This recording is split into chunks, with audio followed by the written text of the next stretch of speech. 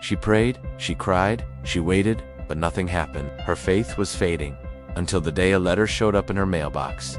A letter with no name, but a message straight from heaven. What was written inside would change everything. Sarah was the kind of Christian who never missed a Sunday. She served, sang in the choir, led Bible studies. Everyone thought she was strong, unshakable. But deep inside, she was drowning. Her marriage was collapsing. Her youngest son had been diagnosed with a rare disease. And for 11 months, her prayers felt like they were bouncing off the ceiling. She screamed at God one night, "Where are you? Why are you silent?" The next morning she woke up, no desire to pray, no tears left to cry. She told herself, maybe I believed in something that was never there. 2 days later, she opened her mailbox and found a simple envelope. No return address, no stamp, just her name, handwritten in blue ink. Inside was a small note, one sentence, "I see you." Isaiah 49:15, that verse echoed in her mind.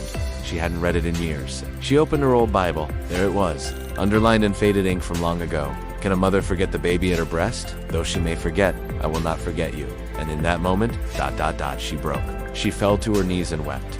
Not out of pain, but out of relief. Because even though heaven had felt silent, God had never left. That letter became her anchor. She never found out who wrote it, but she stopped needing answers because she had presence. Her husband saw the change in her. Her son slowly began to recover.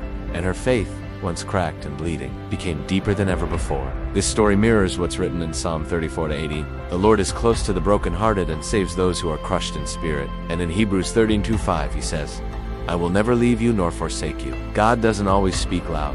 Sometimes he whispers, in a letter, in a verse, in a moment of stillness. How many people like Sarah are walking around right now? Silent, smiling, but crumbling inside.